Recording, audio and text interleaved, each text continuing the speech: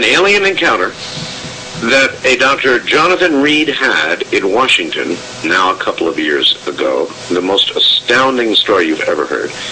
It is one of the most interesting alien encounter stories in years and years, and we have significant amounts of documentary evidence in the form of Kodak 35mm photographs. I have those personally. I have scanned them. And I also have a videotape from which I've taken a little bit of audio, not of the alien scream. I'm going to have the doctor cue that one up again. I only had a limited amount of time today. All right, Dr. Reed, let us begin. Set the stage. When was this exactly? It took place in mid-October of 1996. In Washington State, in the Cascade Mountain Range, about 60 miles east of Seattle. Okay. I was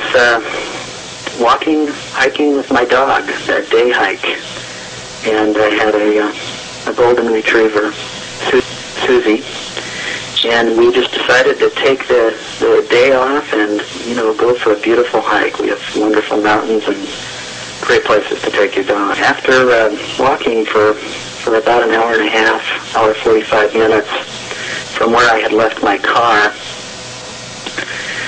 my dog started to take off, which she did occasionally, either chasing a deer or raccoon or something. And I didn't think too much of that until I started to hear her barking.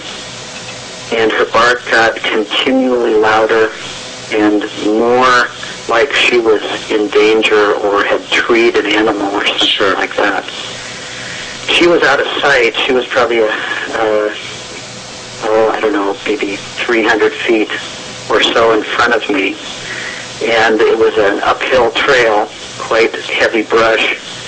And I lost total sight of her, but I was concerned after hearing the barking get more severe.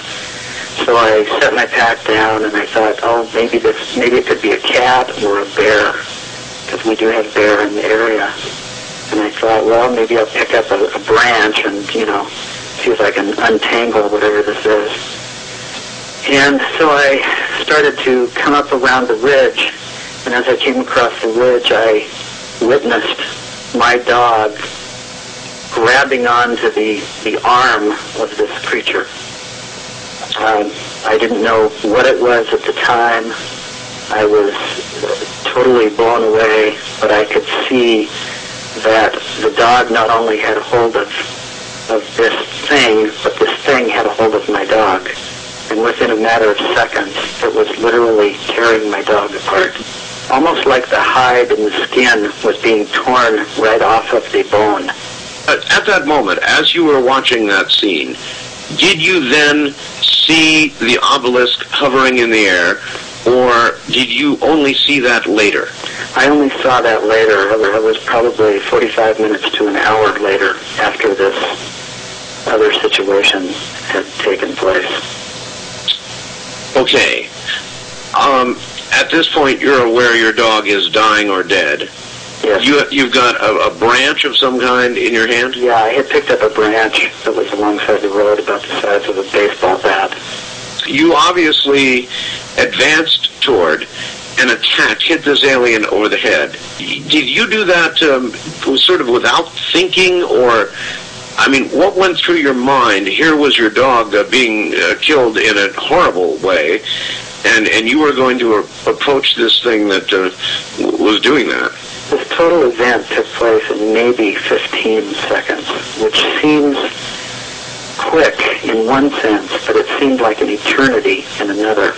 The last thing that I really consciously remember was yelling at Susie to let go, because I was under the impression that she was grabbing this creature. As I was watching, it also grabbed her. The last thing that I said was, "Susie, let go." And there was nothing. There was nothing but this fury of this shaking, pulsating being. At that moment, I think I just became emotionally unconscious of what I was doing. Mm-hmm. I leaped forward and swung this makeshift bat and hit it on the side of the head. This is the theater of the mind here on radio, so we're going to have you explain, if you can, Doctor, what this creature that killed your dog looks like.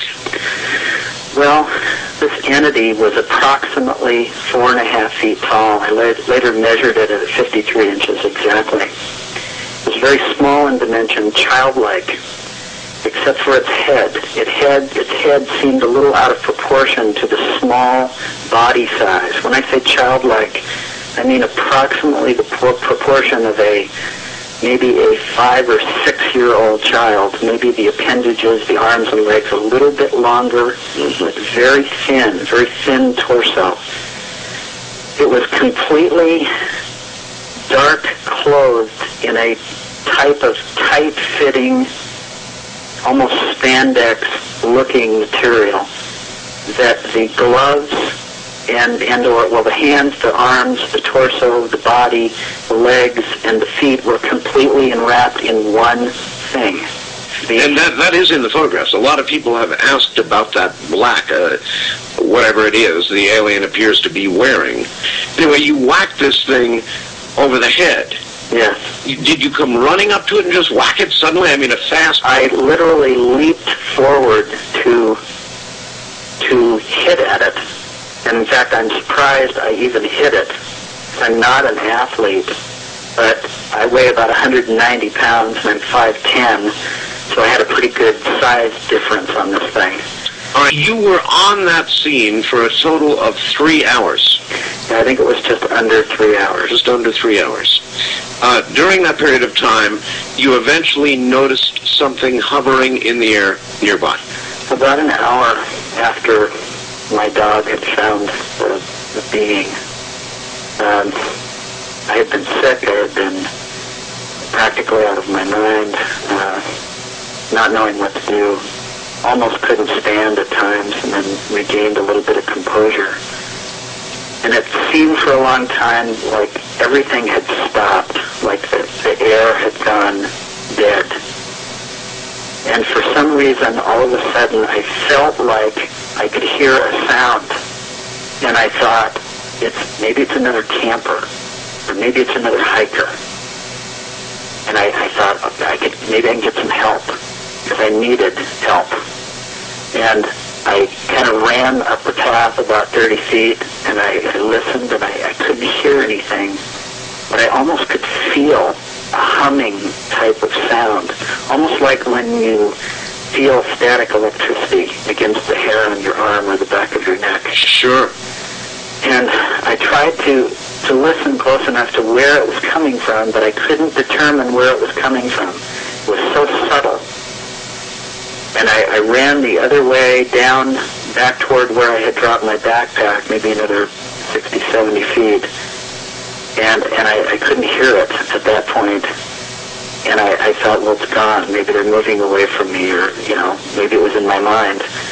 And all of a sudden, I turned around, and through the brush, probably some 150 feet from where I was standing, I could see the outline of a black shape. And at first, I thought, well, what is that? Is it a tent? Is it, I didn't know what I was looking at. When I first got the photographs, Doctor, I thought it was a ship. And obviously the vehicle, the creature landed in. But as you look at the foliage attendant there, you get a scale, and it didn't look big enough to bring that creature, small as it was. It might have, but it didn't look like that. I don't think it was a ship as we think of these things. I think it was something else. It was, in its dimensions, it was approximately 9 feet long, about 2.5, 2 3/4 feet high, and about 3.5 to 4 feet wide. It had 6 sides, 6 definite dimensional triangles. It was made of some type of material that felt like granite or some kind of stone. It was shiny and it looked like almost a pool of water, the surface, with some kind of fiber in amongst, this depth.